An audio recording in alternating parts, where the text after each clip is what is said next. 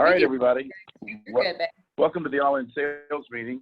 My apologies for being low tech today. I'm using my cell phone instead of my laptop, but the beauty of technology is we have the capacity to actually survive and thrive regardless. This is a good example of pivoting and shifting, and I'm delighted that I have cell service here for much of my trip. I've spent a number of days out west. I was off the grid, and I have to admit, I'm not good at that. I like being connected to civilization and to all of my working people and my friends. At the same time, it's wonderful to be able to take a deep breath and just soak up God's beautiful earth, because, man, we've got some great places to visit that are COVID safe. But so welcome and thank you for being here. This is our once a month all-in sales meeting where we have all 7 of our locations in on one Zoom call. And today's a special day. We have 4 amazing women and decided to just make this Powerful Women of Real Estate the context of our panel discussion today for how they're succeeding. They come from various backgrounds, experiences, time in the business, and they obviously the productivity differential. You'll see there's some that are on the newer end, and there's some that have been with us quite a while and have built powerful teams and are excelling at an extreme high rate. And my thought there was just that there'll be a voice and some feedback that'll feed you exactly where you are today. And that was the thinking behind having a diverse crowd of amazing women with different experiences. So welcome. Thank you for being here. That's the preemptive statement. If you guys, on my phone, I only see one picture at a time. So unfortunately, that doesn't help me feel the community and the energy, but I would love it if everyone would click on their video so that you're connected to the community. We have an amazing community. If we don't see you, it doesn't feel like community. Also, feel free along the way to ask questions via the chat box.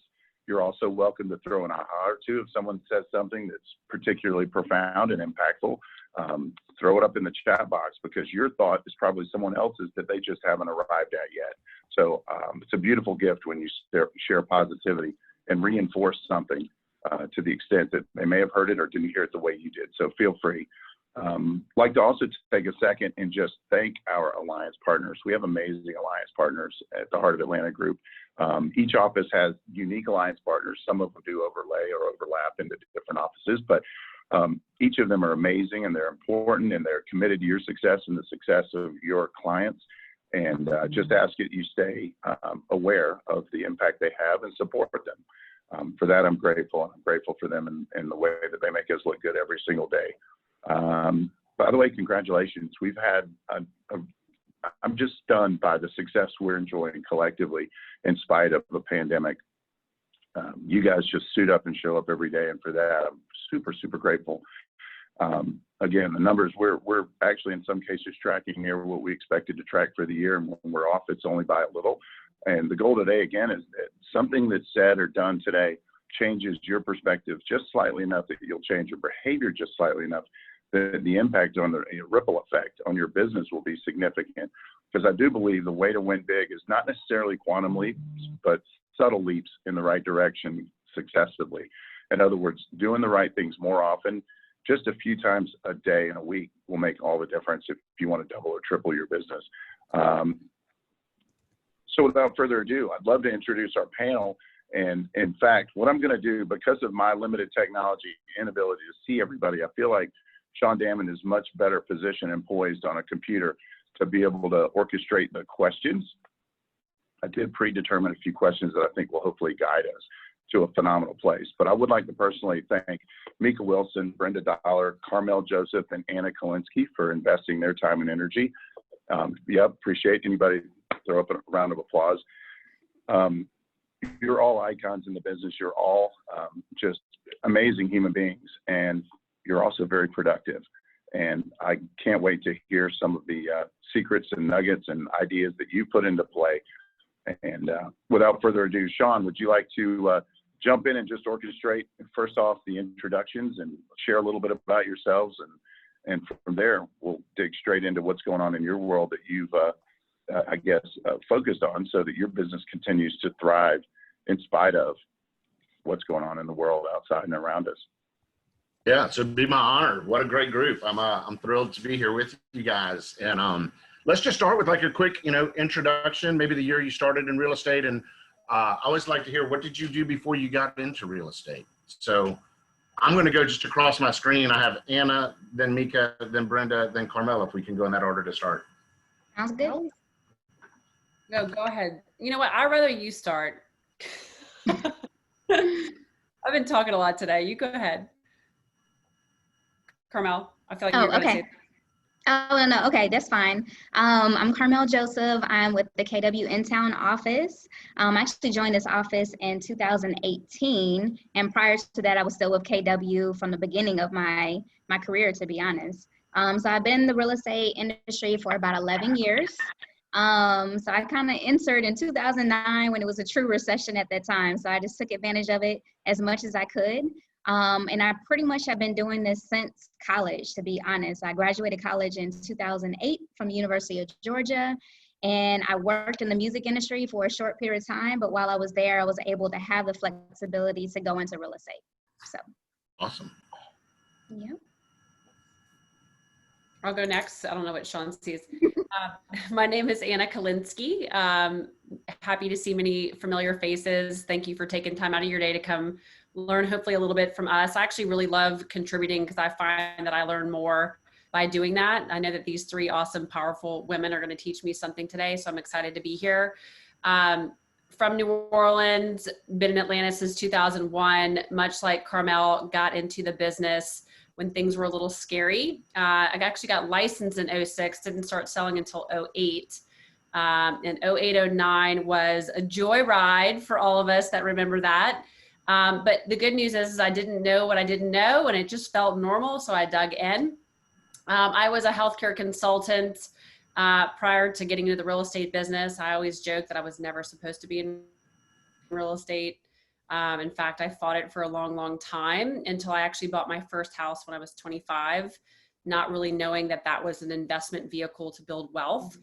But then I quickly caught on that I liked to solve problems and loved helping clients along the way solve their real estate puzzles, and have just had a really wonderful journey, probably slower than most to build an empire. But I can proudly look back and say that I have a wonderful team of 8 people that support where our goals are today. I think if we're looking at a rolling 12 months, we're tracking at around 84, 85 million for the last 12 months, which coincidentally is our best year ever. So if anyone is struggling during COVID to find a silver lining, please reach out to me directly, because I'm happy to kind of give you perspective of what created that shift for us. I've got 5 salespeople, including myself. I 50/50 is CEO / listing specialist, really finding that my cup is being filled and overflowing by investing in people. And even though I love selling and I feel like I can get the job done, I really enjoy pouring back into people and teaching and giving inspiration around the thing.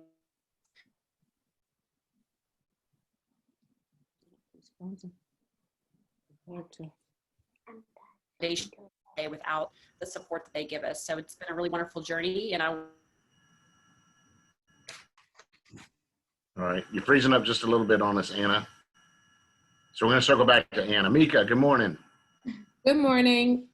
Mika Wilson. I just completed my 3rd year in the business. I came to KW Midtown and had my interview, and I have been here since. I previously was an account executive with a Fortune 500 company, and a couple of them actually, and I also have gone to culinary school. So when y'all were doing real estate in 2008, I still was in the business selling high-end appliances in South Florida. So my experience came in a different way, but it all is coming together to make me understand what my purpose is right now in this part of my life. Awesome. Good morning, Brenda. Oh, she's dancing. Come down. Morning. You're getting down over there, Brenda. I'm having to pivot. I'm here with my granddaughter. Today is my day for homeschool.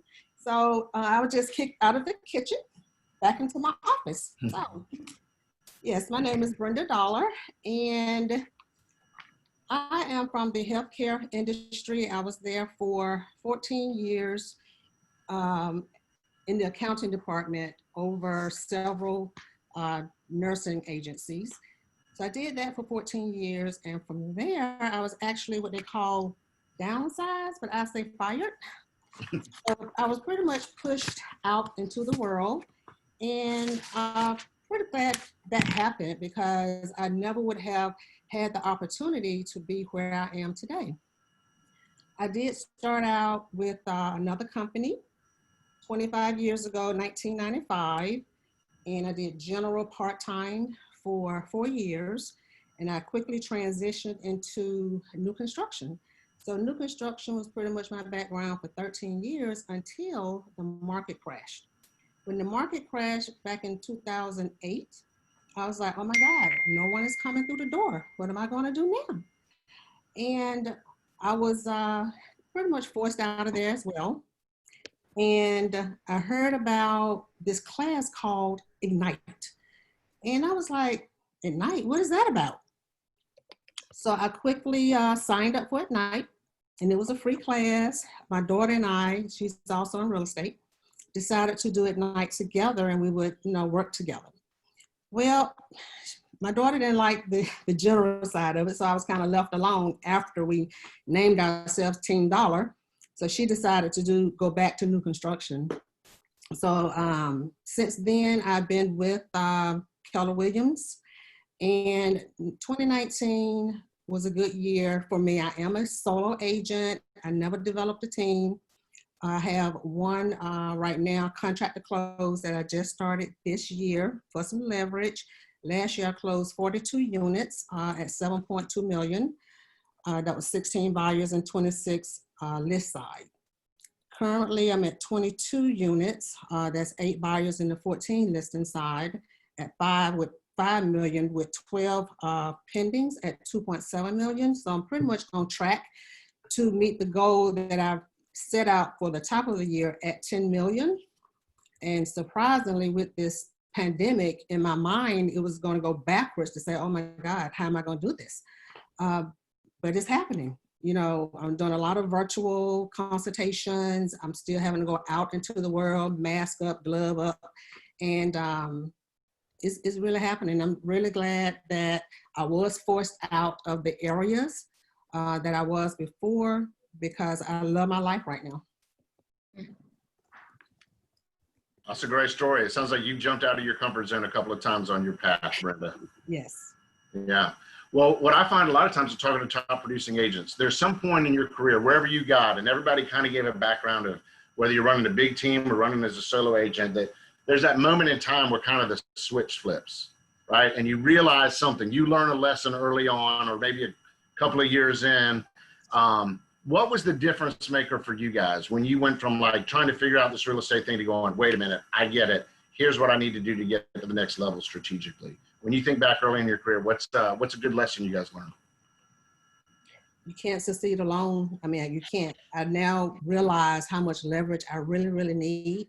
Mm-hmm. And if I had done that earlier, I'm sure I would be much further into my career.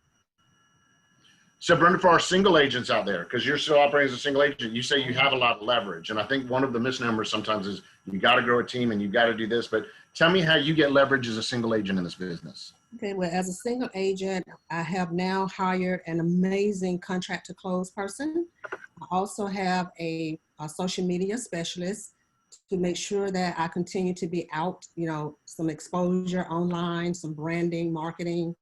I also utilize a showing assistance when needed. Okay. How about you, Mika?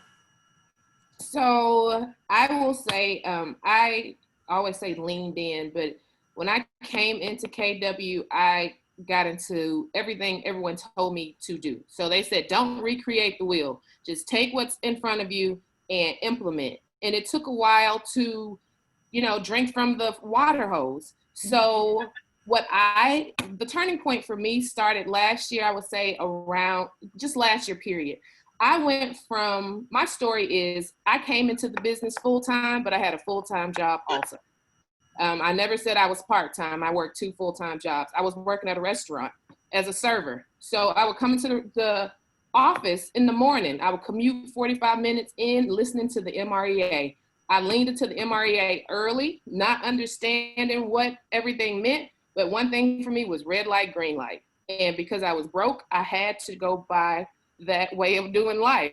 So I'm learning as a solo agent to leverage. And when I knew that I couldn't do it all myself, that's when I started to leverage. And that happened in my 3rd year of business. I'm just at a point where I'm having a contract to close person help me, and I'm hiring my first assistant. And so listen to people like Miss Brenda and others say, I wish I would have done that earlier. I'm doing the things early to be able to have that story as the years go on. So I'm following the model. Can't say I'm always doing it exactly right, but I'm doing it. And I give myself grace throughout it.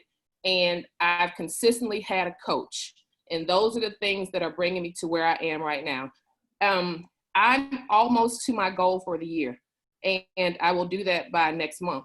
You want to share what that goal is with us?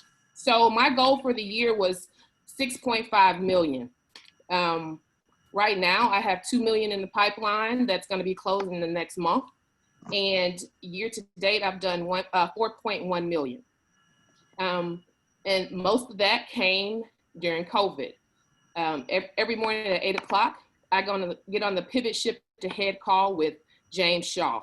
And I also get on my 9 o'clock coffee talk call with Jason Hammett. And the inspiration and the motivation and the giving yourself grace and all those things just come together because mindset is important. People will say Keller Williams is about drinking the Kool-Aid. Well, give me my Kool-Aid concentrated, honey, because I will take the results of what the Kool-Aid is doing for me right now. And I will sing the praises all day long. That's awesome. That's awesome. Carmel, tell us a year when you think back in your career. Where's that time that the switch went off and you realized this is the path? I guess early on, I would say for the most part. And I think the team that I was with, not necessarily a team, but the office I was with before, I was able to really value and lean on the agent relationships I had within the office. Because like what Brenda said, you don't succeed alone, to be honest. And during that time, I really had to lean on some other agents to kind of help me juggle the business I was getting. So I did have to early on actually lean on a couple people to kind of fill in for me because I was still part-time kind of working as a hostess at Houston's where I made a lot of relationships. But not only that, they pulled in, they came in and they supported me during that time when I was in need. But then also later on, valuing the agent relationships actually help you just in general. As far as getting offers accepted, you never really want to burn bridges or anything. So I think I learned that in a different capacity early on. As far as leaning on others and using my KW family to assist. But then also later on that kind of translating into just being able to have relationships so that when I am putting offers on homes, I'm encountering some of the same agents because it's actually smaller than what you think in Atlanta. You encounter the same people. But then also many times I'm winning offers just because of my relationships with the agents as well. So kind of two different ways or two different angles of it, but it's kind of what I learned early on. Reputation matters. Absolutely, Sure. absolutely. Yeah. How about you, Anna? So I hear you talk about 08 and 09, and I'm having some flashbacks to sitting around a table at Pastries A Go-Go with some peer accountability partners to figure some things out. My right? God. Long time since there. So where was it for you? Because you took a massive trajectory shift. What was that moment for you? Can I see really quickly a show of hands of how many of my solo agents are on?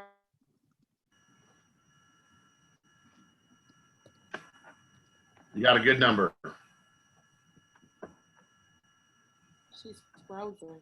You guys are working the hardest than everybody, so hats off to you. I had this big aha. It was, and maybe you guys can relate to this, that I had a really great year in comparison to what I thought was a great year. Kind of a few years into the business, I don't know, maybe it was like 6 million, which is a lot of volume for an individual agent. And I was feeling very proud. And then December came And I remember like my year closed out and January was coming and it like literally just felt like I had to start all over. Like it was ground zero, $0 in my pocket. What was I going to do?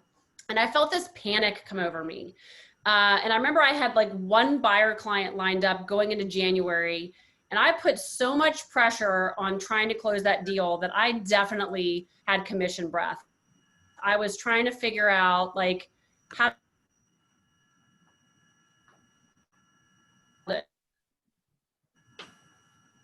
Anna?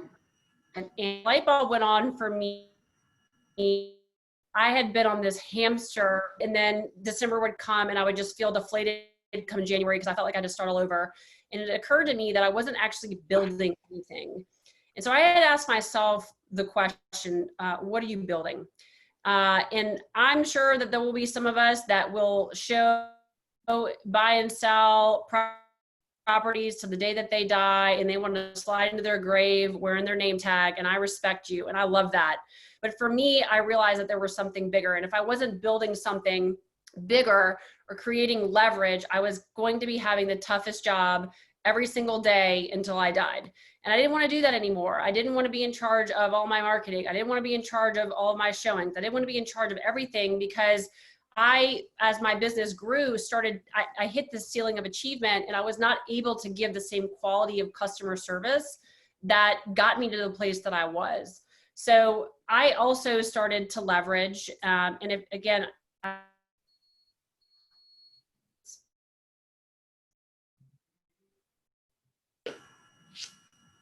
social media contract to close, outsourcing, the things that aren't making you money or building you an empire or giving you joy, you need to get off your plate immediately. That's the number one thing that I realized early on. And then something that I realized recently that I really think a lot of people need to hear, do I be a solo agent? Do I grow my own team? Do I join a team? You do not need to be a company owner or a CEO in order to grow an empire, right? You may have opportunity under your nose that could be partnering in a framework that already exists that can take you to the next.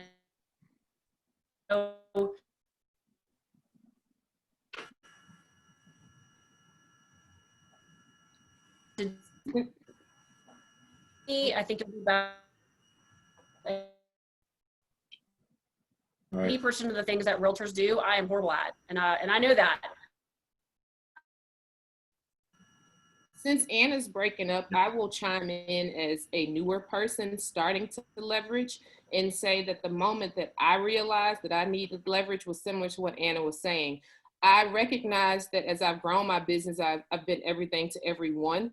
And as the volume increases, that cannot continue to happen. So that's where my need for systems is coming into place, and understanding how I can be Mika and explaining what that is and replicating that and give it to multiple people. So because I was being pulled in so many directions, it forced me to stop and gain some balance, because it all came so quickly.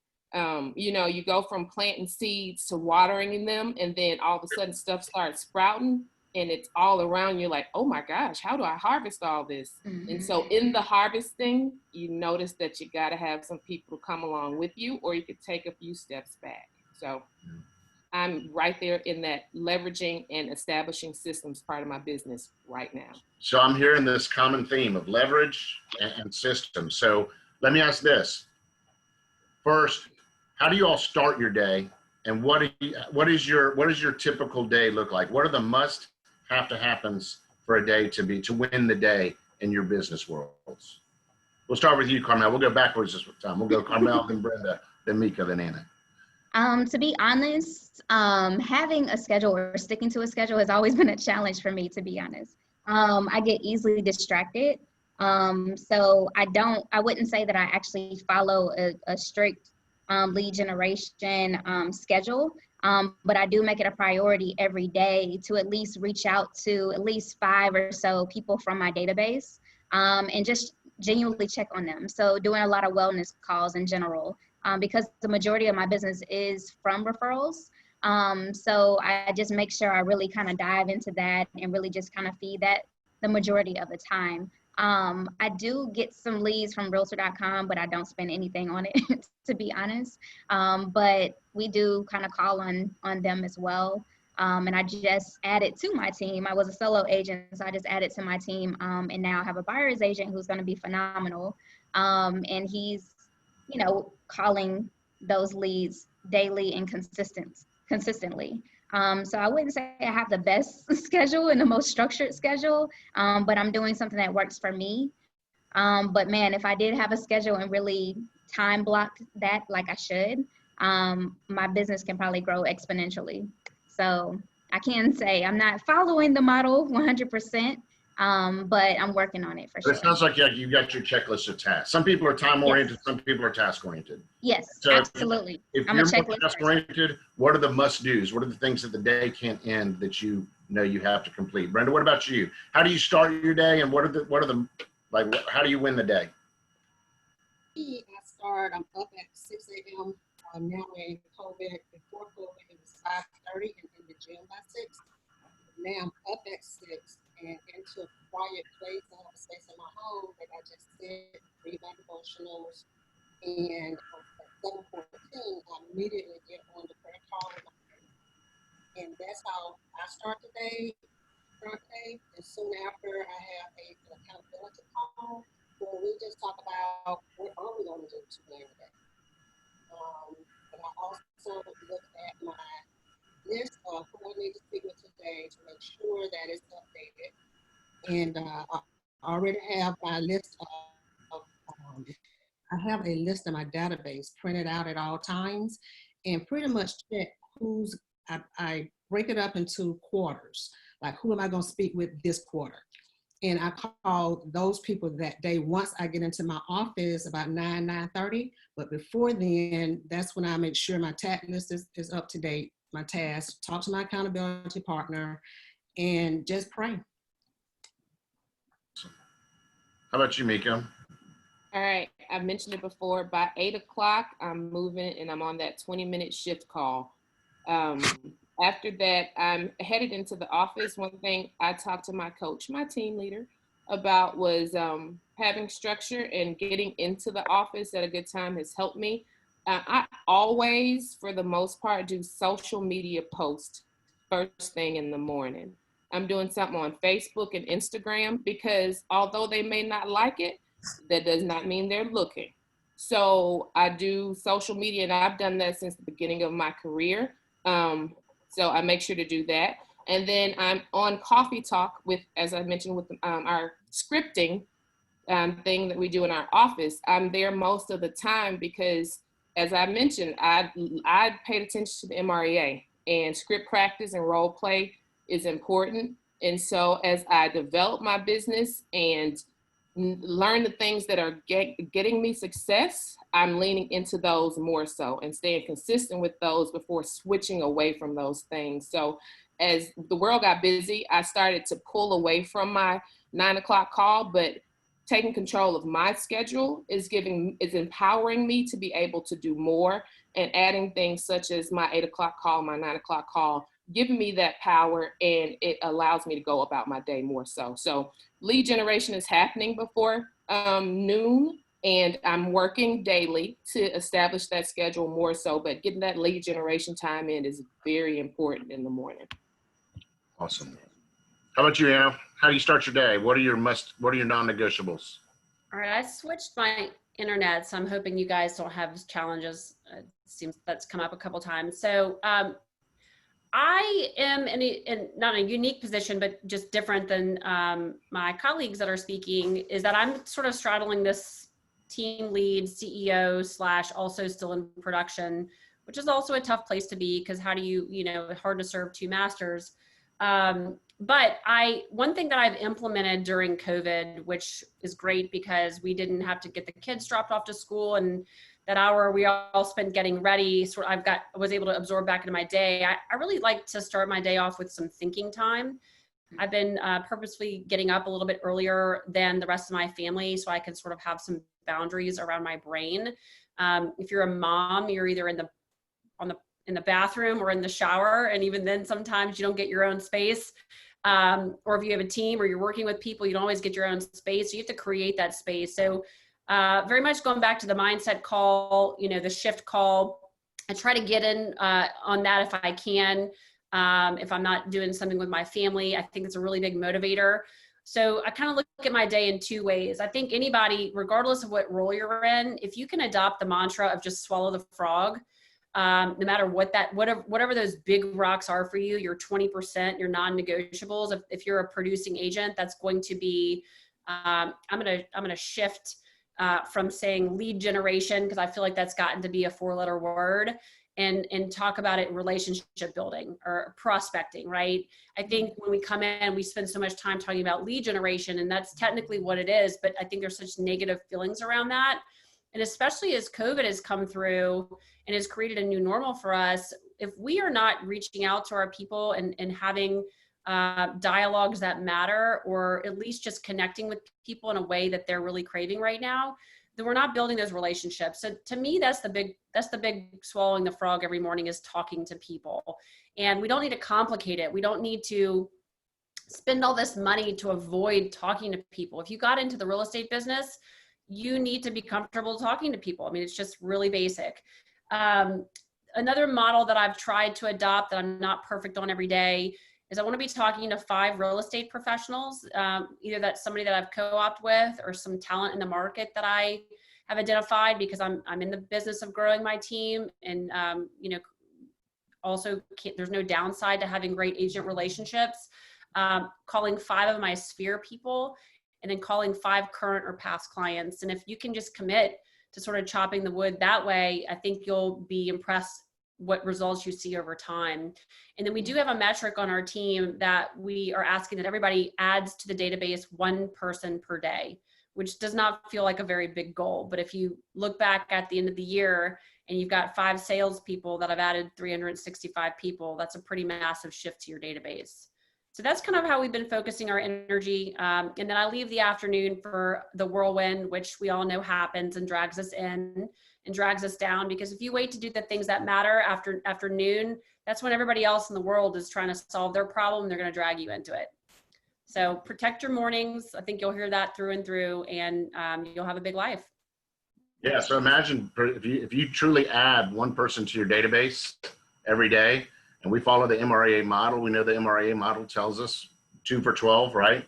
So 365 divided by 12 is 30 times 2. That's 60 transactions out of the database just by adding 1 in a day and by being consistent. So that when you hear people talk about consistency, that's important. So I'm going to ask you a question, then we're going to circle into the chat page. If you have questions you wanted to ask, throw them in the chat page. We'll get to some of those. But running these high energy teams, you guys are all you know, all very engaged in your business. How do you keep your energy up, and how do you keep your mindset straight? Happy to start with that. Again, going back to raising 2 young boys that take a lot of energy. I mean, I hate to be philosophical here, sort of brass tacks about the physical piece, but your body is your vehicle for energy, right? You've got to take care of your body. This is something that I struggle with. Sometimes there'll be a whole day that goes by that I have forgotten to eat. So I think you need to really make sure when you're building out your schedule the night before, or if you're a morning planner, to make sure you're taking breaks, that you're not sitting your rear in your seat all day and not getting up and walking around and getting a big glass of water. So water for me is very important. Having the right nutrition is very important. And then that thinking time that I mentioned is something that really sort of frames my day.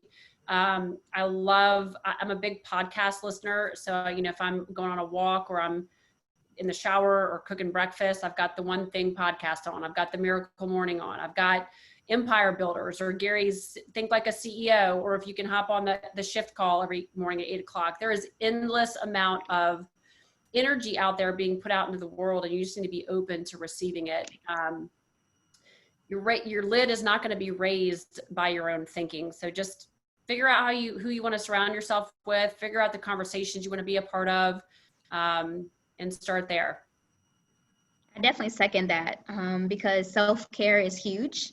Because if you're worn down yourself, then you can't be your best self for other people, your clients, your colleagues, just anybody surrounding you, your family. So I would say that's huge. So for me, I make time and schedule time for just things I like, massages, facials, like Anna was saying, as far as getting up in the morning, that's huge for me too. I've been doing that consistently recently because I have a 1-year-old, and once he gets up, the world changes and it's all about him. So I've been getting up consistently around 6 o'clock to have kind of some time to myself, but then also kind of to tackle those frogs as well in the morning, so I can feel successful and like I've, kind of hit all my tasks or the major tasks for the day. So like I said, self-care is huge because you will wear your mind down and your body down in this business for sure. And for me, what I do again in the morning, I'm up into my quiet space. I have my prayer time. I do listen to, books. And the other thing that I do is I host a women's group, camp group with my church. So we are constantly encouraging each other. We send each other prayers in the morning as well. So I'm in a community with them several times a week, and that helps me a lot. And when I just feel really stressed, uptight, what I do is just walk my community for an hour, and I feel much better. Now, those who know me are gonna know this is the real me coming out. As a new agent, you have got to hustle. So balance is important, but as I mentioned, for the first 3 years of my career, I worked 2 full-time jobs. And adding that balance it is important to get it in there, but to know that you got to go out there and plant some seeds. This business is not for the faint of heart. You got to establish some principles, figure out what your business is, and go out there and work, and then add in that balance. That's what I'm working on right now for myself, is implementing things that are going to balance out the hard work, more self-care. These are things that I'm paying attention to more often. Like my team leader, Denise, gave the miracle morning. Those are things that I'm working on implementing slowly, but still making some strides toward getting that taken care of. Because I go back to it, you're going to have to do some work. When I came in, I told my my sponsor, I want to sell a $16 million house. And she looked at me and she didn't discourage me, but she just said, okay, it's going to take some work before you get there. And it does take work, but it does take balance. Awesome. Well, let's hit a couple of questions people have thrown in the chat page. When you're leveraging, so think back to maybe your first hire as an admin, how did you determine a pay structure for that? And what have you learned? What would you do different if you learned something different over time? Just started throwing money at people. No, I'm just kidding. Look, if you are an agent with Keller Williams, you have the largest worldwide network of top producers over any brokerage in the world. And I think Cody Gibson told me once, your income is in direct proportion to the quality of questions that you're willing to ask. And I think that you need to be really brave and bold and start asking people that are doing things at a high level what that looked like for them. And I know every city is a little bit different, but you can start in your city. And I think we're of a shared culture.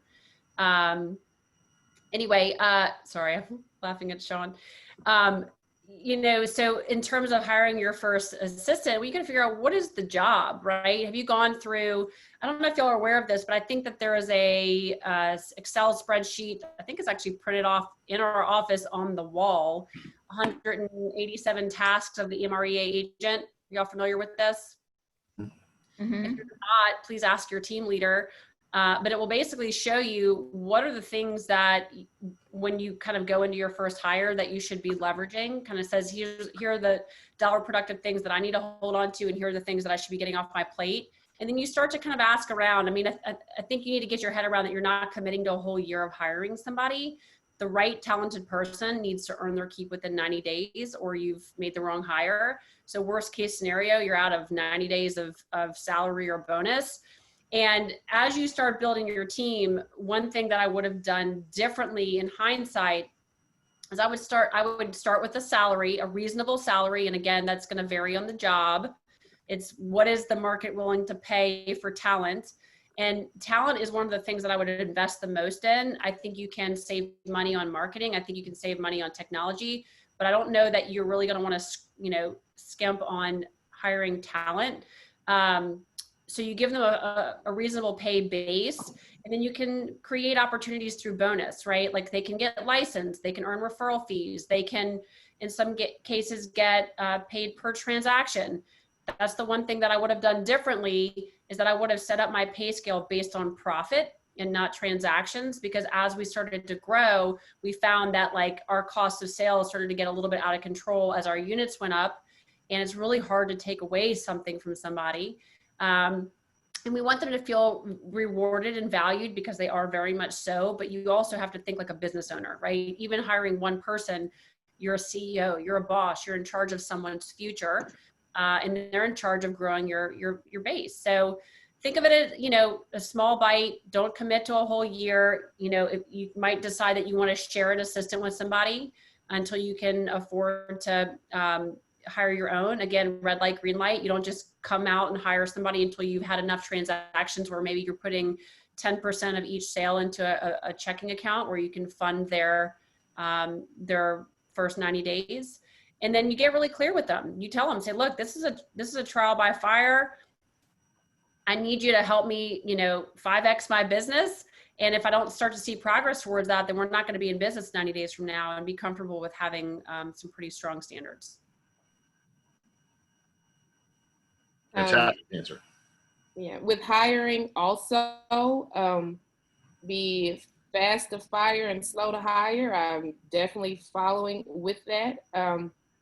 As I just finished doing the KPA for my first assistant, it was very revealing, and I'm still staying relevant and relative to where my production level is. So one of my mentors last night told me, you don't need an assistant until you're doing 6+ million in production and 24+ transactions on your own. And when I looked at my numbers, knowing your numbers is important, I'm there. And with my assistant, I'm telling her, we're going to start with 20 hours. We're going to do a 90-day, see if this works for you and I, because both of us need to be productive and successful in this relationship. So I'm not going straight in having a full-time assistant, because as Anna mentioned, I had to put the monies to the side to ensure that I was able to pay that person, because you don't want to have that like lingering. Am I going to be able to pay this person? No, you have that set to the side before deciding to take that step. My transaction coordination, it took me a long time. It's something I probably should have done earlier on in the business,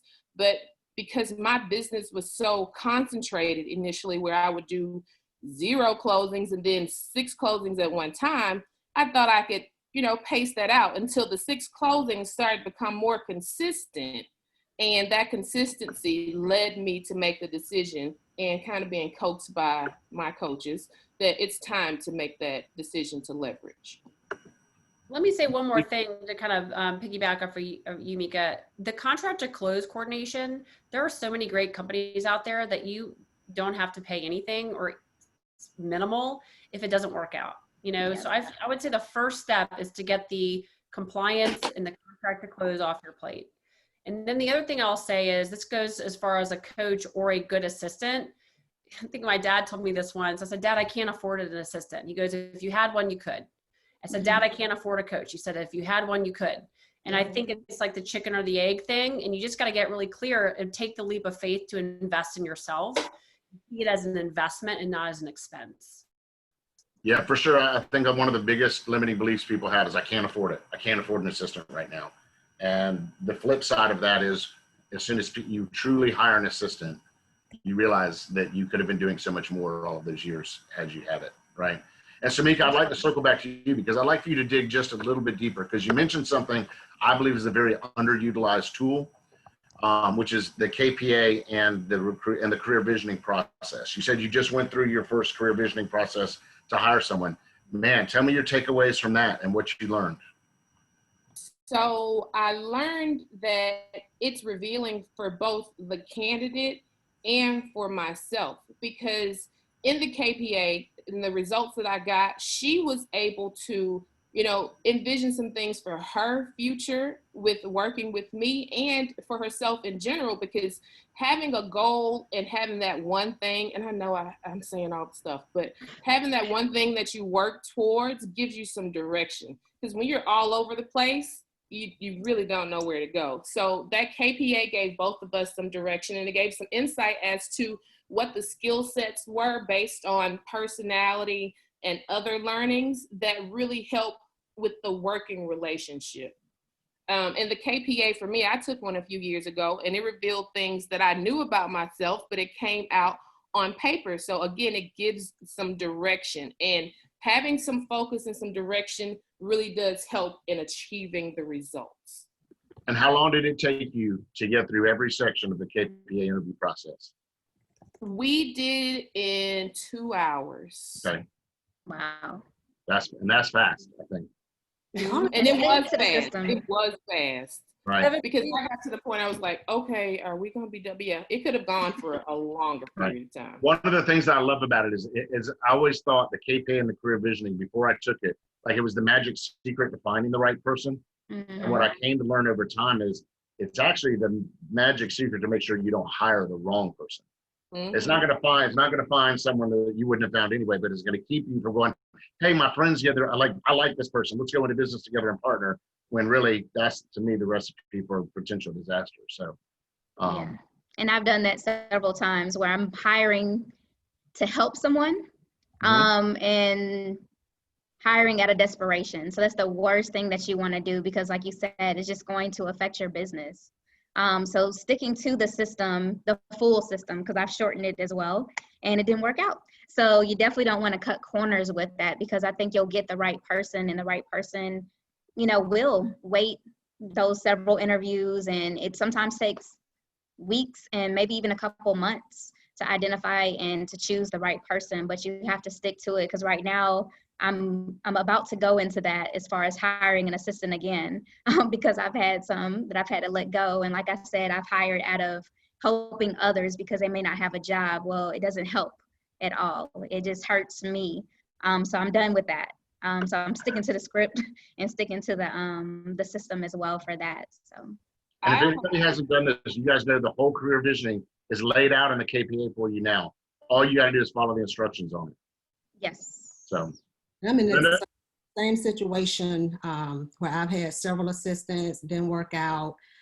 So my mistake was I did not start with the contract to close. I have that in place, because if I had that contract to close in place while I was going through the assistant thing, I would not have lost a lot of time continuing to do my business, because what I did was stopped everything, tried to train on my own, and I just lost time, lost money. Whereas, I think this time, now that I have the contract to close person in place, I can now go through the career visioning process, which is my plan. So it's important to, even if you lose one or two assistants, that's okay. Keep on going until you find that right person, and go ahead and put your contract to close in place so you can still continue to do your business as you. We've got about 10 minutes left, and we're going to be super respectful of y'all's time. So thank you for contributing it. We're going to do some rapid fire. So we're going to go with favorite book, last book you read, a podcast you love, which Anna shared a couple, and then the best advice you would have given yourself if you were starting over in the business. So you can start thinking about those. And if anybody's on this call and like you just read a great book or have a great podcast, throw them in the chat book. But let's just go straight across real quick. Favorite book and last book you read. Am I first? Yeah, go ahead. Go ahead. Okay, so favorite book is Morning Miracle, or Miracle Morning, excuse me. One that I'm reading now, Shift, because we're kind of in that market now, and just kind of revisiting everything in there. Podcasts, I need to get into podcasts. My boyfriend listens to them all the time, but I know that's just something I have to dive into. As far as advice, building your database from the very, very beginning and feeding it consistently is huge. So that's something that even during COVID, I was trying to go through my database, clean it up, put tags, diving into command. And since then, my business has really jumped off even more. So I definitely would say from the very beginning, from jump, build that database, have one and feed it and touch base with everybody consistently. Awesome. Brenda, favorite book, last book you read, favorite podcast, and what you would give advice you give yourself? Well, I do not do podcasts just yet. My favorite book actually is the Bible. I'm now studying Revelation. I've gone through the entire book pretty much. Outside of that, it is The Miracle Morning. It taught me discipline. And as far as the advice, I take nothing for granted because, you know, we have it today, it may be gone tomorrow. I love Brenda. Same question to you, Mika. Oh, I'm just the opposite on the book. Brenda said the Bible. I say Crush It by Gary Vaynerchuk. Because, you know, listening to somebody like that taps into who I am, and it's about your passion. You got to have some passion when doing this. So Crush It and all his stuff was really big for me. Also with our Gary's books, of course. Something that someone told me that I should listen to earlier was concentrate on your own yoga mat. You know, don't compare yourself to what other people are doing. Just do your thing and do it to the best of your ability. Did I miss something else? What else? I think Advice. that's it. Oh, advice. Yeah, concentrate on your own yoga mat. Oh, That's yeah, it. that's right. Awesome. All right, Anna, we'll let you close it out. I always learn everything from other people. I love this. Okay, so I'm literally in the middle of White Fragility for my book club, which coincidentally the office is doing too. Wonderfully eye-opening. Just finished The Untethered Soul, which was a really nice break from business books. Little deep, sort of unearthed a lot of emotions that probably needed to come out during COVID. One thing I took from that book that I really appreciate is sometimes we can get so stressed out by everything that we are doing. And if you can just remind yourself that we are being held on to the earth by gravity, spinning in outer space aimlessly at really high speeds, it puts everything in perspective, that everything that you're dealing with is solvable and not that big of a deal, and you're going to be okay. And then my favorite book that I have read, which is really just business, which was like the most simple one-day read. If you're ever thinking about having somebody that you manage or lead, it's called The 1 Minute Manager. It's like from the 70s.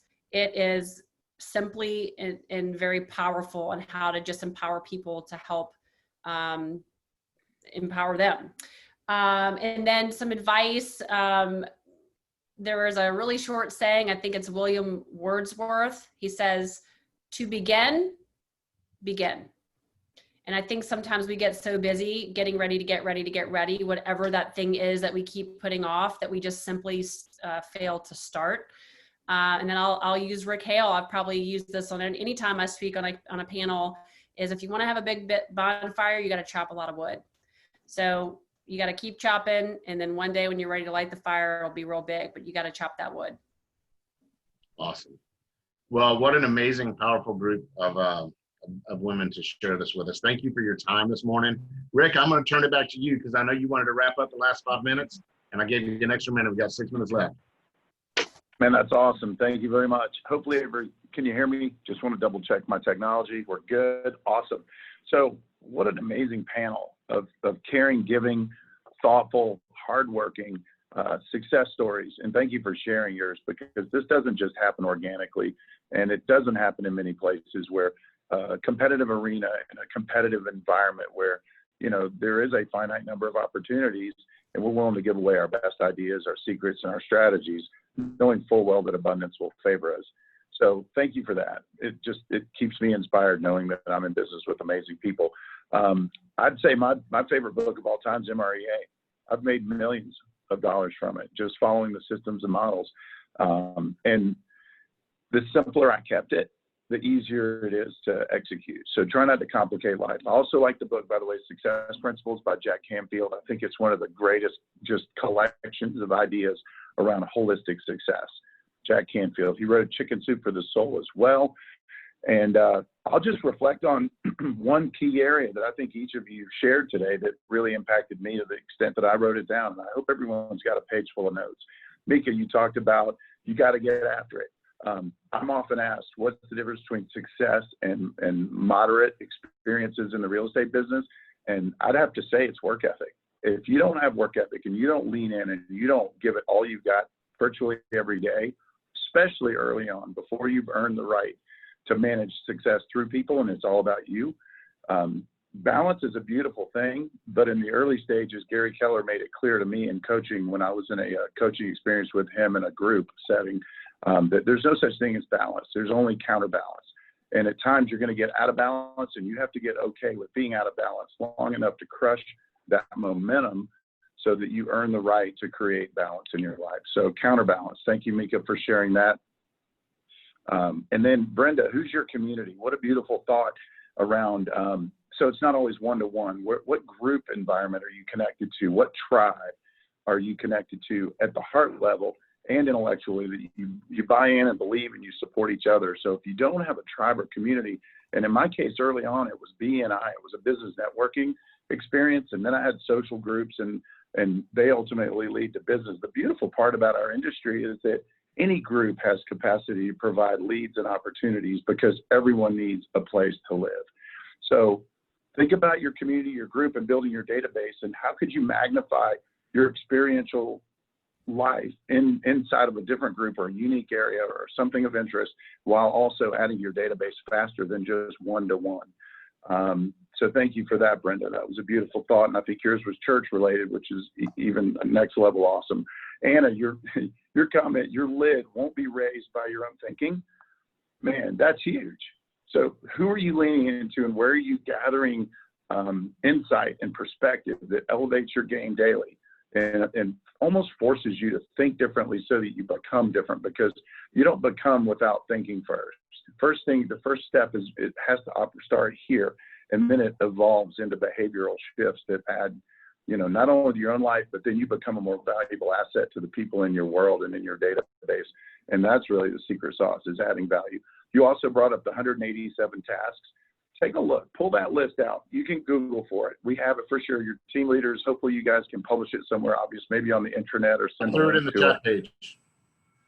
Beautiful. The chat page. And so go through that list and mark down two things. One, what are you doing regularly? And then the second question is, you should ask yourself why. Is it your strength zone, or you like it, or is it a default to feeling like you're productive? And then the third thing you should consider is, what is the cost you're paying by doing it? In other words, what is your dollar productive per hour? What are you worth? And then what would it cost to replace that task with someone else doing it? And is there a differential that makes sense? In other words, if you're worth $50 an hour and it costs $8 or $10 or $12 or to replace a task, why would you trade $50 value in your behavior, which is either creating new people for your database, connecting with people at a high level, writing contracts, showing houses, negotiating contracts, and going to closings? What are the highest dollar productive things you can invest your time and energy in? And go down that list and commit to the things that you know have the highest dollar productive, and then find a way to outsource or subcontract the rest. That's a game-changing experience to go through that. I promise you'll find yourself on the other side of bigger thinking. And then Carmel, the importance of self-care. If it's important, it's in your day planner. If it matters, it's in your day planner. If it's not in your day planner, you basically, you've just basically acknowledged to the universe it's not important. So make sure the things that are most important always land in your day planner first. Gary Keller would actually tell you should start with the things, family and travel and commitments and personal important things first, and then backfill your work, but then make the work non-negotiable.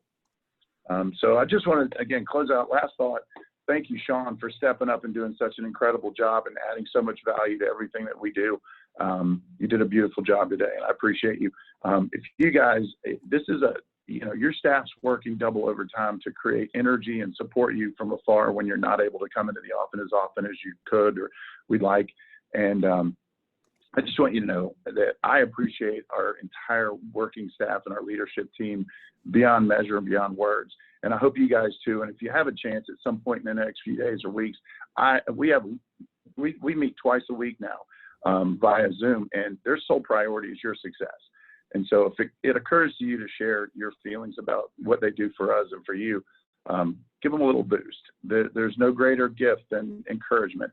I think it was Zig Ziglar that said once, how do you know when someone needs encouragement? They're breathing.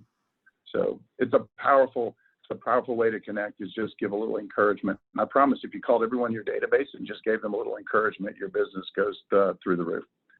So I think we're out of time. Super grateful for all of you. Thanks again, and have an awesome rest of the day.